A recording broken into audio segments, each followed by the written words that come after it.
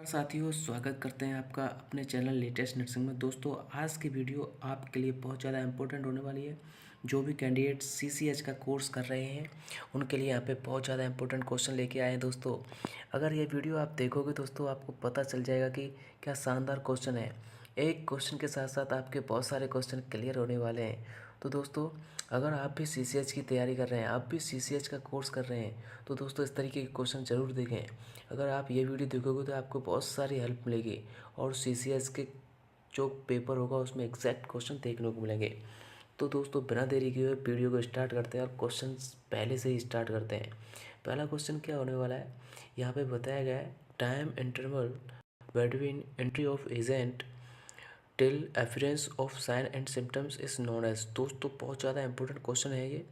ऐसे क्वेश्चन को आप देखिए हमेशा। देखिए, यहाँ पे पूछा गया है time interval between entry of agent, यानी कि टाइम के बारे में बताया गया है कि between entry of agent till appearance, यानी कि कोई पैथोजेंस है, उसने बॉडी में एंट्री किया है, उसके बाद में पहले जो साइन एंड सिम्टम्स आए उस चीज़ को हम किस टर्म से जानेंगे। दोस्तों, यहाँ पे अलग अलग ऑप्शंस आपको देखने को मिले। दोस्तों, आपने ये क्वेश्चन पहले भी पढ़ा होगा, लेकिन इस क्वेश्चन के साथ मैं आपको सारी चीज़ें क्लियर करूँगा। देखिए, इसका जो करेक्ट आंसर होगा वो ऑप्शन सी होगा, इंक्यूबेशन पीरियड। यही होता है दोस्तों, अगर कोई एजेंट होता है वो बॉडी में एंट्री करता है, एंट्री के बाद में अगर हमारी body first sign and symptoms appear करती है तो उसी चीज़ को हम इंक्यूबेशन पीरियड बोलते हैं। इस चीज़ को आप याद रख लेना, इंपॉर्टेंट क्वेश्चन है। इससे रिगार्डिंग दोस्तों देखिए, पैथोजेंस जो होते हैं हमारा, मैंने आपको बताया फर्स्ट साइन एंड सिम्टम्स, ये इंक्यूबेशन पीरियड हो गया। उसके बाद में एक कन्फर्मेटिव टेस्ट होता है। जो कन्फर्मेटिव टेस्ट डायग्नोसिस होता है वो विंडो पीरियड में देखा जाता है। दोस्तों, विंडो पीरियड से क्वेश्चन आपके लिए बनता है। यहाँ पे विंडो पीरियड क्या होता है, विंडो पीरियड दोस्तों एचआईवी वाले पेशेंट में देखने को मिलता है। कितना होता है नॉर्मल विंडो पीरियड, 3 से 12 वीक।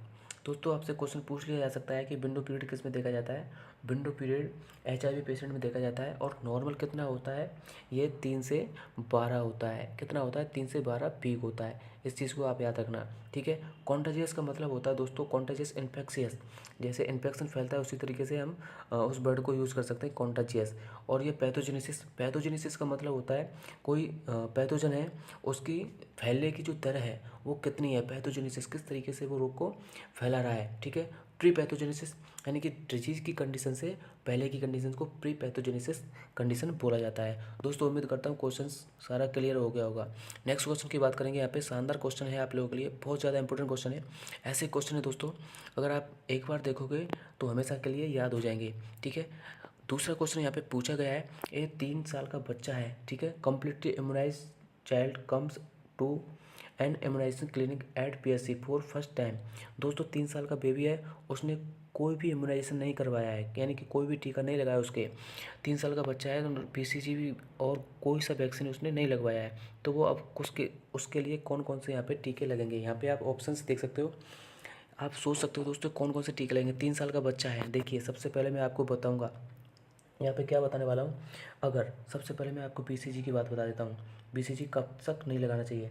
अगर दोस्तों कोई बच्चा 1 साल से ज़्यादा का हो गया, उसके बीसीजी नहीं लगेगा। इस चीज़ को आप ध्यान रखना। 1 साल से कम वाले बच्चे को बीसीजी आप लगा सकते हो, ठीक है, बीसीजी लगा सकते हो। बीसीजी की क्या कंडीशन होती है दोस्तों, बीसीजी के बारे में बताऊंगा मैं आपको। देखिए, बीसीजी अगर लगाना होता है दोस्तों, 2 तरीके से बीसीजी लगाया जा सकता है। एक डायरेक्ट होता है और एक होता है इनडायरेक्ट, ठीक है। आप समझना अच्छे तरीके से। डायरेक्ट होता है दोस्तों, डायरेक्ट बीसीजी हम किसके लगा सकते हैं, अगर बच्चा बेबी 1 साल से नीचे का होगा उसके हम 1 साल से नीचे का बच्चा होगा उसके हम डायरेक्ट पीसीजी लगा सकते हैं, ठीक है। और इनडायरेक्ट किस में लगाएंगे दोस्तों, अगर इनडायरेक्ट होगा उसमें उसके लिए मॉन्टेक्स टेस्ट करेंगे। क्या करेंगे, मॉन्टेक्स टेस्ट, जो कि टीबी के लिए करते हैं। बीसीजी की जो प्रोटेक्ट करता है दोस्तों, ये टीबी से ही प्रोटेक्ट करने के लिए ही इसको लगाया जाता है। इसी तरीके से आपको याद रखना है कि क्वेश्चन में पूछ लिया जाता है कि बीसीजी किससे प्रोटेक्शन करता है, बीसीजी ट्यूबरकुलोसिस से प्रोटेक्शन करता है, ठीक है। बीसीजी दोस्तों 1 साल से ज़्यादा उम्र के बच्चे में नहीं लगाते हैं, मैंने आपको बता दिया। 1 साल से कम उम्र के बच्चे में लगाते हैं। डोज कितनी लगाते हैं ये मैं आपको बाद में बताऊंगा 1 महीने पे, और वो सारी जानकारी इसमें मैं देने वाला हूँ। तो बीसीजी जो है इनडायरेक्ट तरीके से इसमें मॉन्टेक्स टेस्ट करते हैं। अगर मॉन्टेक्स टेस्ट दोस्तों नेगेटिव आता है तब हम लगा सकते हैं, चाहे बच्चा एज का हो। उसके बाद में और डॉट थेरेपी स्टार्ट कर देते, कब, जब अगर पॉजिटिव आता है तो, ठीक है, ये कंडीशन होगी बीसीजी के बारे में। अब यहाँ पे क्वेश्चन में क्या पूछा गया है, 3 साल का बच्चा आया है यहाँ पे, तो उसके लिए यहाँ पे कौन सा जो है वैक्सीन पड़ेगा। देखिए 3 साल का बच्चा है तो बीसीजी जिसमें है उसको आप कैंसिल कर दीजिए, 2 ऑप्शन यहाँ पे कैंसिल हो जाएंगे। ठीक है, अब दोस्तों डीपीटी की बात करते हैं। देखिए डीपीटी वैक्सीन है, तो साथियों इसका जो करेक्ट आंसर होने वाला है, क्या होने वाला है, इसका करेक्ट आंसर ऑप्शन डी होगा। दोस्तों यहाँ पे आप देख सकते हो विटामिन ए इसमें भी है, विटामिन ए इसमें भी है, मीजल्स इसमें भी है, मीजल्स इसमें भी है। यहाँ पे फ़र्क जितना है किसमें है, डीपीटी और इसमें डीटी यानी कि पी, पर्टुसिस। दोस्तों पर्टुसिस आपको मैं बताना चाहूँगा, पर्टुसिस हम 6 साल के बच्चे तक को दे सकते हैं। 6 साल से ज़्यादा के बच्चे को हम पर्टुसिस नहीं दे सकते। किसको नहीं दे सकते, 6 साल से ज़्यादा। 6 साल से कम वाले बच्चे को पर्टुसिस वैक्सीन दिया जा सकता है। तो इसका जो करेक्ट आंसर होगा वो ऑप्शन डी होगा। पर्टुसिस के बारे में दोस्तों मैं आपको बताऊंगा, पर्टुसिस जो है किस किस कंडीशन में नहीं देते हैं, न्यूरोलॉजिकल कंडीशन में नहीं देते हैं, ठीक है, हेमरेजिक कंडीशन में नहीं देते हैं, और बच्चे की जो प्रॉब्लम्स होती है, न्यूरोलॉजिकल प्रॉब्लम होती है, उसमें हम पर्टुसिस नहीं देते हैं। दोस्तों इस चीज़ को आप ध्यान रखना, क्वेश्चन पूछ लिया जाता है कि कॉन्ट्रा इंडिकेटन निम्न में से कौन सी वैक्सीन बच्चे की न्यूरोलॉजिकल प्रॉब्लम में कॉन्ट्रा इंडिकेट रहेगी। तो उस चीज़ को आप बता सकते हो आसानी तरीके से कि जो है पर्टुसिस वैक्सीन है जो कि कॉन्ट्रा इंडिकेट रहती है किसमें, न्यूरोलॉजिकल प्रॉब्लम्स में। और आपको मैंने अभी बताया है कि 6 साल से ज़्यादा के बच्चे को पर्टुसिस नहीं देंगे, 6 साल से कम बच्चे को पर्टुसिस देंगे। ठीक है, क्वेश्चन क्लियर हो गया होगा दोस्तों। अब बीसीजी के बारे में बात कर लेते हैं। देखिए बीसीजी जो होता है दोस्तों, इसकी डोज कितनी होती है, बीसीजी जो 0.05 ml, ठीक है, कब लगाते हैं, एट द बर्थ। जैसे ही बच्चा होता है सबसे पहले बीसीजी का डोज लगाया जाता है। ठीक है, उसके बाद में कौन से रूट से लगाते हैं दोस्तों, इंट्राडर्मल। बीसीजी कौन से रूट से लगाते हैं, इंट्राडर्मल। ये आप याद रखिएगा, एक क्वेश्चन यहाँ पे हमेशा पूछ लिया जाता है। आगे के क्वेश्चन की बात करते हैं। ठीक है दोस्तों, आगे का क्वेश्चन है पैप स्मीयर से related. Pap smear screening is a example of. देखिए आप सबको पता होगा, इन चीज़ के बारे में आपको पता होगा। सबसे पहले पैप स्मीयर किससे रिलेटेड है, ये दोस्तों सर्विक्स कैंसर से रिलेटेड है। सर्विक्स कैंसर में हम इसको यूज़ में लेते हैं। अब आपको सबसे पहले मैं बताऊँगा ये प्रिवेंशन क्या क्या होती हैं। सबसे पहले प्रिवेंशन के बारे में बात कर लेते हैं। देखिए प्रिवेंशन कितनी होती हैं, 4 प्रिवेंशन होती हैं दोस्तों। सबसे पहले बात करते हैं प्रीमोडियल, ठीक है, प्रीमोडियल, उसके बाद में प्राइमरी, ठीक है, उसके बाद में सेकेंडरी, और उसके बाद में टर्सरी। ठीक है, तो इस चीज़ से आप समझ लीजिए दोस्तों। एकदम मैं आपको अच्छे तरीके से एक्सप्लेन करने की कोशिश करूँगा यहाँ पे। देखिए प्री मॉड्यूल की कंडीशन में क्या है, प्री मॉड्यूल कंडीशन में जैसे यहाँ पे कोई भी आपके लिए डिजीज़ की कंडीशन नहीं होगी। क्या नहीं होगी, डिजीज़ नहीं होगा। दूसरी बात, कोई भी यहाँ पे रिस्क फैक्टर नहीं होगा, आपके लिए कोई भी डिजीज़ नहीं होगा, कोई भी रिस्क फैक्टर देखने को नहीं मिलेगा। लेकिन हमको क्या करना है दोस्तों, वहाँ पे रिस्क फैक्टर को रोकना है।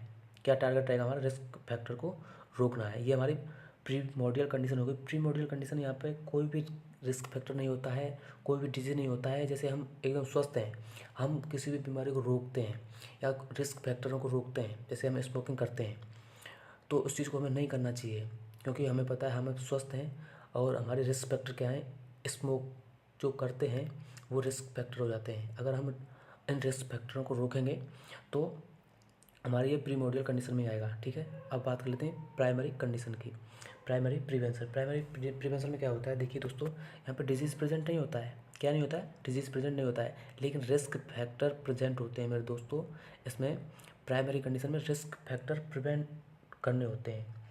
तो यहाँ पे देखिए रिस्क फैक्टर प्रेजेंट हो जाते हैं, लेकिन हमें डिजीज़ प्रिवेंट करना होता है।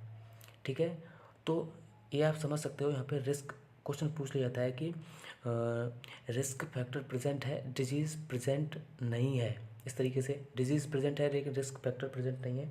तो यहाँ पे डिजीज़ नहीं है, रिस्क फैक्टर प्रेजेंट है, तो इस कंडीशन को क्या बोलेंगे, प्राइमरी प्रिवेंशन। प्राइमरी प्रिवेंशन में क्या हम प्रिवेंट करते हैं, हमारा टारगेट क्या होता है, हम डिजीज़ को रोकते हैं, क्योंकि रिस्क फैक्टर वहाँ पे प्रेजेंट हो जाते हैं, लेकिन हम अब हमारे डिजीज़ नहीं हो जाए उस चीज़ को हम प्रिवेंट करते हैं। ठीक है, ये होगी प्राइमरी कंडीशन। इस चीज़ को दोस्तों आप याद रखिएगा, प्राइमरी कंडीशन और प्रीमोडियल, प्राइमरी, सेकेंडरी और टर्सरी, ये बहुत ज़्यादा इंपॉर्टेंट क्वेश्चन है। एक क्वेश्चन यहाँ पे पूछ लिया जाता है। अगर आप नोट्स भी बना सकते हैं दोस्तों तो नोट्स बनाइए, मैं यहाँ पे क्वेश्चन का रिवीजन करूँगा और आप लिख सकते हैं तो लिख सकिए।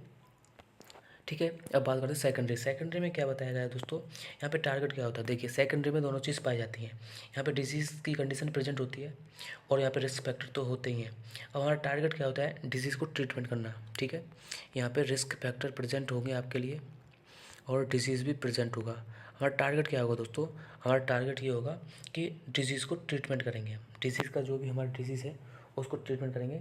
सबसे पहले डायग्नोसिस करेंगे किसी भी बीमारी का, यानी कि जो बीमारी है पहले हम उसको जानेंगे कौन सी बीमारी है। तो जितने भी जो डायग्नोसिस टेस्ट होते हैं दोस्तों वो सेकेंडरी में आते हैं। जैसे इसमें पूछा गया था पैप स्मीयर कौन सी में आएगा, तो पैप स्मीयर किस में आएगा दोस्तों, सेकेंडरी प्रिवेंशन में।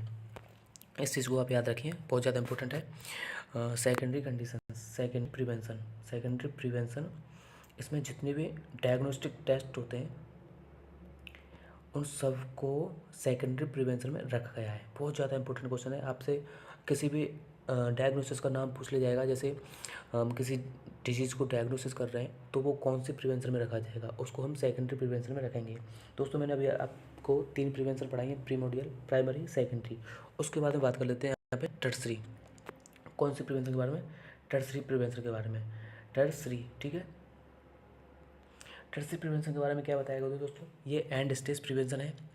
ठीक है, एंड स्टेज, इसमें सब कुछ हो जाता है, डिजीज़ प्रेजेंट होता है, लेकिन डिजीज़ प्रेजेंट होता है, डिजीज़ सही नहीं होता है, उस चीज़ में हमें क्या अपनाना पड़ता है, यहाँ पे एक रिहेबिलिटेशन।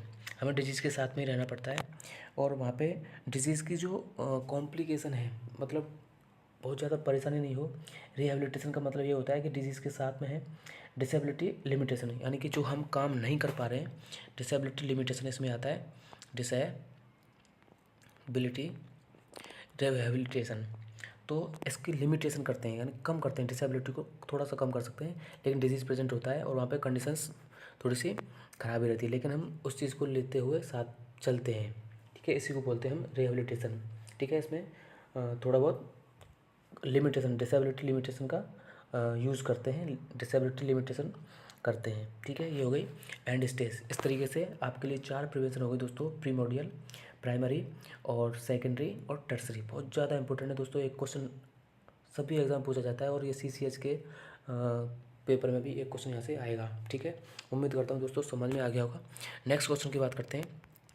नेक्स्ट क्वेश्चन क्या है आपका, इसका जो आंसर होगा दोस्तों, इसका आंसर क्या होने वाला है, Pap smear screening example of. ये पैप स्मीयर क्या होगा, डायग्नोस्टिक टेस्ट है, तो किसमें लगेंगे, ऑप्शन 3 यहाँ पे सेकेंडरी प्रिवेंशन होगा। क्या आंसर होगा इसका, सेकेंडरी प्रिवेंशन। आगे की बात कर लेते हैं क्वेश्चन में। आगे क्वेश्चन क्या है दोस्तों, ये बहुत ज़्यादा इंपॉर्टेंट क्वेश्चन आप लोगों के लिए लेके आया हूँ मैं सर्च करके। यहाँ पे देखिए क्या क्वेश्चन पूछा गया है, यहाँ पे frozen DPT vaccine should be, यहाँ पे क्वेश्चन पूछा गया है दोस्तों। यहाँ पे वैक्सीन के बारे में आपको बताऊंगा। Frozen DPT vaccine should be, DPT की आपको पता होगा, DPT वैक्सीन है, जितनी भी वैक्सीन हैं दोस्तों, अगर जम जाती हैं वो अपने टेम्परेचर से ऊपर या नीचे होती हैं। अगर जैसे कोई 2 से 8 2 डिग्री सेंटीग्रेड से 8 डिग्री सेंटीग्रेड तक वैक्सीन रखी जाती हैं। अगर इससे टेम्परेचर नीचे हो रहा है तो उसको फेंक देंगे, तो उसको डिस्कार्ड कर देंगे। ज़्यादा हो रहा है तो भी डिस्कार्ड कर देंगे, तो इसका करेक्ट आंसर क्या होगा, डिस्कार्ड होगा। ठीक है, इसमें क्या क्या बताऊँगा मैं आपको। देखिए जो वैक्सीन हैं दोस्तों यहाँ पे है, तो दोस्तों ये जो DPT वैक्सीन है, डिप्थीरिया परtussis, ये वैक्सीन अगर इसका टेम्परेचर यानी कि ये जम जाएगी फ्रोजन DPT, तो हम उसको क्या कर देंगे, डिस्कार्ड कर देंगे। इस चीज़ को आप याद रखिए।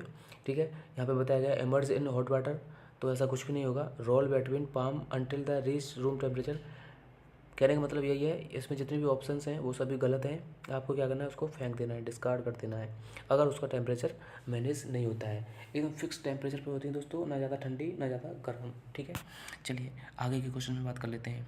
क्वेश्चन नंबर आपका आगे है। यहाँ पे देखिए क्वेश्चन में क्या पूछा गया है, natural family planning does not include. यहाँ पे दोस्तों natural family planning does not include, इनमें से नेचुरल फैमिली प्लानिंग नहीं है। तो यहाँ पे देखिए क्या क्या बताया गया है। यहाँ पे जो नेचुरल फैक्टर है दोस्तों, आपको पता हो, यहाँ पे ऑप्शन देख सकते हो, basal body temperature method, cervical mucus method, symptothermic method, ये सभी होती हैं दोस्तों नेचुरल फैमिली प्लानिंग। लेकिन टर्मिनल मेथड में क्या क्या आती है, मेल के लिए आती है दोस्तों वैसेक्टोमी, मेल के लिए क्या आती है, वैसेक्टोमी, और फीमेल के लिए क्या आती है, ट्यूबेक्टोमी। ये टर्मिनल मेथड्स हो गए। तो इसका जो करेक्ट आंसर होगा वो ऑप्शन ए होगा। लेकिन मैं आपको इनके बारे में बताऊंगा। देखिए, अगर टोटल नेचुरल फैमिली मेथड के बारे में बात करते हैं, यहाँ पे कितनी होती हैं दोस्तों, टोटल जो नेचुरल फैमिली मेथड होती हैं कितनी होती हैं, यहाँ पे दोस्तों टोटल होती हैं आपके लिए 6। कितनी होती हैं? 6। मैं आपको सेकंड से बताऊँगा। सबसे पहले बताऊँगा कोइटस इंटरप्ट। कोइटस इंटरप्ट दोस्तों थोड़ा सा लिखने में प्रॉब्लम हो रही है, आप समझ लेना। Coitus interrupt. दूसरी हो जाएगी आपकी कोइटस इंटरप्ट का मतलब होता है कि आपको पता है ड्यूरिंग सेक्स इजैकुलेशन को हम बाहर इजैकुलेट करते हैं, ठीक है। कोइटस इंटरप्ट का मतलब समझिए आप, ड्यूरिंग सेक्स कोइटस दोस्तों सीधा सीधा है, स्पर्म को वेजाइना में इजैकुलेशन ना करके बाहर इजैकुलेट करते हैं, इसी को हम कोइटस इंटरप्ट बोलते हैं, ठीक है। और ठीक है मेथड, लेकिन इसमें कुछ परसेंट चांस ऐसे होते हैं जिसमें प्रेग्नेंट होने के चांस भी होते हैं, इसलिए इसको फुल परसेंट नेचुरल मेथड नहीं मानते हैं। इसमें कुछ परसेंट ऐसी होती हैं कि प्रेग्नेंट होने के चांस रहते हैं। दूसरी मेथड क्या है दोस्तों? दूसरी मेथड के बारे में बात करें यहाँ पे बीबीटी। बीबीटी आपको इसमें बताया गया है। बीबीटी का फुल फॉर्म क्या है? Basal body temperature method. दोस्तों बेसल बॉडी टेम्परेचर का मतलब होता है जब फीमेल सुबह मॉर्निंग में जागती है तो उसका टेम्परेचर चेक किया जाता है। टेम्परेचर अगर 0.5 सेंटीग्रेड बढ़ा हुआ और 1 degree Fahrenheit centigrade 1 degree Fahrenheit बढ़ा हुआ रहता है, इंक्रीज रहता है, तो उसका मतलब आपको समझना चाहिए कि ओवुलेशन चल रहा है। और आपको पता है ओवुलेशन चल रहा है तो उस समय सेक्स नहीं करना चाहिए। इसी चीज़ से हम पता लगा सकते हैं। लेकिन कभी कभी कुछ चांस हमें पता नहीं लगता है, इसलिए फुली मेथड नहीं है। लेकिन मैं आपको ये मेथड बता रहा हूँ। बेसल बॉडी टेम्परेचर क्या होता है? बेसल बॉडी टेम्परेचर ये होता है कि जब औरत मॉर्निंग में जागती है तो उसका जो बेसल बॉडी टेम्परेचर होता है वो बढ़ा हुआ रहता है। कितना बढ़ा हुआ रहता है? 0.5 डिग्री सेंटीग्रेड बढ़ा हुआ रहता है। तो उससे हमें अंदाज़ा लगा लेना है कि ओवुलेशन हो रहा है, ठीक है। आगे बात करते हैं। आगे जो बात करेंगे दोस्तों यहाँ पे कैलेंडर मेथड। कैलेंडर मेथड आपको पता है दोस्तों, कैलेंडर मेथड का मतलब ये है, कैलेंडर मेथड में क्या है कि जो फर्स्ट एंड फोर्थ वीक जो होते हैं वो सेफ माने जाते हैं दोस्तों, और सेकंड एंड थर्ड वीक जो होते हैं वो अनसेफ माने जाते हैं, क्योंकि इसके दौरान ओवुलेशन होता है और ओवुलेशन के दौरान आप सेक्स नहीं कर सकते। अगर सेक्स करोगे तो वहाँ पर प्रेगनेंसी देखने को मिलेगी। तो इससे इस तरीके से आप समझ सकते हो, ये भी नेचुरल मेथड है, ठीक है। आगे बात करते हैं दोस्तों सर्वाइकल म्यूकस। सर्वाइकल म्यूकस भी एक नेचुरल मेथड है। सर्वाइकल म्यूकस में क्या है दोस्तों, अगर इसको देखेंगे, अगर थिक है ये, अगर सर्वाइकल म्यूकस थिक देखने को मिल रहा है आपको, तो वहाँ पे आप देख सकते हो, तो वहाँ पे ओवुलेशन के चांस हैं, ओवुलेशन हो रहा है। अगर थिक होगा, अगर पतला होगा तो आप समझ सकते हो कि वहाँ पे ओवुलेशन नहीं है और वहाँ पे आप जो है सेक्स कर सकते हो, ठीक है। तो वहाँ पे प्रेगनेंस नहीं होगा, प्रेगनेंटी की जो है कंडीशंस नहीं होगी। उसके बाद में क्या है? LAM के बारे में बात करेंगे। LAM lactational embryo method. तो दोस्तों आपको तो पता होगा, अगर कोई लैक्टेटिक मदर है वो अपने बच्चे को ब्रेस्ट फीडिंग कराएगी तो डेफिनेटली आपको पता है वो वहाँ पे किसका काम होगा? वहाँ पे कॉन्ट्रासेप्शन का काम होगा, ठीक है। तो ये बहुत ज़्यादा इंपॉर्टेंट है। लैक्टेशन एम्ब्रियो मेथड होती है। एब्सटेंस दोस्तों बिल्कुल भी कोई अब सेक्स नहीं करेगा, सेक्स से दूर रहेगा तो यहाँ पे कोई भी प्रेगनेंसी के चांस नहीं बनेंगे। तो ये दोस्तों नेचुरल फैमिली प्लानिंग थी, जितनी भी मैंने आपको बताई है। नेचुरल फैमिली प्लानिंग कितनी होती है? टोटल 6 होती हैं। मैंने सीक्वेंस से आपको अच्छे तरीके से बताया, उम्मीद करता हूँ समझ आ गया होगा। और उसी तरीके से यहाँ पे जो है सभी नेचुरल फैमिली प्लानिंग है, केवल एक को छोड़ के, ठीक है। यहाँ पे natural family planning does include सभी हैं, लेकिन ये नहीं है, ठीक है। टर्मिनल मेथड्स, ठीक है। आगे बात करते हैं दोस्तों। नेक्स्ट क्वेश्चन है यहाँ पे पूछा गया है। देखिए, एक पर्सन है with no sign of disease, किसी भी डिजीज़ की साइन एंड सिम्टम्स नहीं है, लेकिन वो डिजीज़ को ट्रांसफ़र कर रहा है, तो ऐसी कंडीशंस क्या मानी जाएगी? यहाँ पे एनर्जिक पर्सन है, वो इम्यून पर्सन है, कैरियर पर्सन है, रेसिस्टेंट पर्सन है। तो दोस्तों इसका जो करेक्ट आंसर होगा वो क्या है? Carrier person. देखिए, दो चीज़ मैं आपको बताता हूँ, एक होता है केस और एक होता है कैरियर। ठीक, कैरियर की अगर बात करें दोस्तों, कैरियर की बात है, उसमें डिजीज़ प्रेजेंट होता है। कैरियर में क्या होता है मैं यहाँ पे आपको बता देता हूँ। देखिए, पहले बताऊँगा मैं कैरियर का मतलब क्या होता है? डिजीज़ प्रेजेंट होता है, ठीक है। डिजीज़ प्रेजेंट होगा और वहाँ पे जो है साइन एंड सिम्टम्स प्रेजेंट होंगे केस की बात बता रहा हूँ दोस्तों, केस केस और एक होता है कैरियर। केस के बारे में मैं आपको बात करूँगा। यहाँ पे डिजीज़ प्रेजेंट होता है और वहाँ पे साइन एंड सिम्टम्स प्रेजेंट होते हैं। ठीक है, क्वेश्चन इस तरीके से पूछ लिया जाता है दोस्तों, तो आप इस चीज़ को ध्यान दीजिए थोड़ा। ठीक है, केस का मतलब होता है, केस दो होते हैं, एक होता है इंडेक्स और एक होता है प्राइमरी। अब इंडेक्स केस क्या होता है? इंडेक्स केस दोस्तों, अगर हम किसी केस को रजिस्टर कर लेते हैं, आपको पता होगा जैसे कोविड का फर्स्ट केस कहाँ पे मिला हमें, वुहान सिटी चाइना में मिला है, तो वहाँ पे ये इंडेक्स हमें रजिस्टर कर लिया, इसको पता चल गया, और ये प्राइमरी केस होता है। प्राइमरी केस पहली बार बीमार पड़ा है वो, लेकिन इसकी हमने रजिस्ट्रेशन नहीं की है, तो इस चीज़ में आप अंदाज़ा लगा सकते हो उसका। एक होता है इंडेक्स केस और एक होता है प्राइमरी केस। दोस्तों क्वेश्चन पूछ लिया जाता है कि निम्न में से इंडेक्स केस कौन सा है, किस तरीके का इंडेक्स केस है, और प्राइमरी केस कौन सा है, तो आप इससे अंदाज़ा लगा सकते हो। और दोस्तों कैरियर के बारे में मैंने आपको बता दिया, कैरियर की क्या कंडीशन है। कैरियर में डिजीज़ प्रेजेंट है, कोई भी डिजीज़ नहीं है, कोई भी साइन एंड सिम्टम्स नहीं है, कोई भी डिजीज़ नहीं है, लेकिन वो डिजीज़ को जो है फैला रहा है, ट्रांसमिट कर रहा है, तो उसका मतलब क्या है, कैरियर पर्सन। ठीक है, एलर्जिक पर्सन, इम्यून पर्सन और रेसिस्टेंस पर्सन, ये आपको पता ही होगा। आगे बात कर लेते हैं, efficiency of cold chain system. Efficiency of cold chain system for oral polio vaccine monitorised by vaccine vial monitored be depends on. दोस्तों आपने पढ़ा होगा efficiency cold chain system, VBM के बारे में आपने पढ़ा होगा। वीबीएम के बारे में आपको बताता हूँ, वैक्सीन वेल मॉनिटर। इसमें क्या होता है दोस्तों, देखिए 4 चीज़ें होती हैं इसमें। एक खाना ये होता है जो इसके कलर को डिपेंड करता है। ठीक है, अब इस कलर को देखिए, अगर ये जो अंदर वाला होता है ये वाइट होता है और साइड वाला होता है ब्लू होता है। दोस्तों अगर ये वाइट होगा तो हम यूज़ कर सकते हैं, अगर इन दोनों का कलर सेम रहेगा तो भी हम इसको यूज़ कर सकते हैं, लेकिन ये अंदर वाले का कलर जो वाइट होता है, अगर इसका ब्लैक पड़ जाएगा, कैसा हो जाएगा, ब्लैक हो जाएगा, तो हम इसको बिल्कुल यूज़ में नहीं करेंगे। बिल्कुल ब्लैक हो जाएगा, इसको भी हम बिल्कुल यूज़ में नहीं करेंगे। अगर इसका कलर इससे मैच होता है तब तक हम इसको यूज़ करते हैं, लेकिन इससे ज़्यादा इसका कलर हो जाता है, ठीक है, अंदर वाला कलर वाइट होता है और बाहर वाला कलर कैसा होता है, ब्लू, ब्लैक नहीं होता दोस्तों, ब्लू होता है। अगर ये कलर, इस वाला जो अंदर वाला कलर होता है, इससे ज़्यादा जो ब्लू कलर है उससे ज़्यादा ब्लैक हो जाएगा, तो हम इसको यूज़ में नहीं लेंगे। ठीक है, ये दोस्तों बहुत इंपॉर्टेंट क्वेश्चन है आपके लिए। फिगर बना के पूछ लिया जाएगा और आपसे पूछा जाएगा कि निम्न में से कौन सी कंडीशन पे हम जो है वीवीएम की कंडीशन सही है और हम जो है ओरल पोलियो वैक्सीन दे सकते हैं, यानी देने के योग्य है। तो उस तरीके से आप देख सकते हो। यहाँ पे आगे क्वेश्चन में डिस्कस करेंगे यहाँ पे सडन आउटब्रेक ऑफ डिजीज़।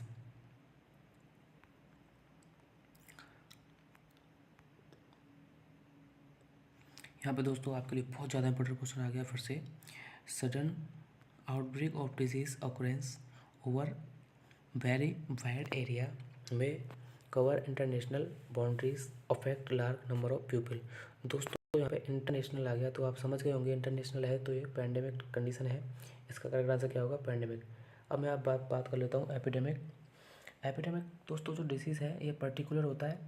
ठीक है, कैसा होता है, पर्टिकुलर होता है, जियोग्राफिकल, यानी एक ही स्थान पे होता है। ठीक है, जैसे कि बात करें जापानी इंसेफ्लाइटिस, जापानी इंसेफ्लाइटिस जो होता है ये यूपी में है, गोरखपुर एरिया में होता रहता है, तो ये एक स्थानीय हो गया, क्या हो गया, स्थानीय हो गया, जियोग्राफिकल। ठीक है, पार्टिकुलर। और एपिडेमिक के बारे में बात करते हैं। एपिडेमिक के बारे में बात करते हैं, ये दोस्तों अगर बात करें ये सराउंडिंग, यानी कि जैसे अपने एरिया के, किसी भी एरिया के चारों तरफ फैल जाता है, जैसे कोलरा मान के चलिए, प्लेग हो गया, इस तरीके से ये एपिडेमिक कंडीशन होती है। उसके बाद पैंडेमिक आपको पता है वर्ल्ड वाइड होता है, जैसे कोविड और प्लेग हो गया। ठीक है, तो ये बहुत ज़्यादा इंपॉर्टेंट क्वेश्चन है आप लोग के लिए, इसको आप याद रखिए। और जो कंडीशन है एपिडेमिक, पैंडेमिक और एपिडेमिक, इनको आप हमेशा याद रखिए क्योंकि ये क्वेश्चन आपको पूछा जाएगा। दोस्तों आज के वीडियो में इतना ही क्वेश्चन हम डिस्कस करेंगे। नेक्स्ट जल्दी से क्वेश्चन जो बच्चे हुए रिमेनिंग क्वेश्चन है वो अगले वीडियो में डिस्कस करेंगे। दोस्तों उम्मीद करता हूँ वीडियो काफ़ी अच्छा लगा होगा आपको। ऐसे ही एक्सप्लेनेशन के साथ में मैं आपको बहुत सारे क्वेश्चन कराने वाला हूँ। ठीक है, तो आज की वीडियो में इतना ही, नेक्स्ट वीडियो जल्दी से लेके आएंगे आपके लिए। धन्यवाद।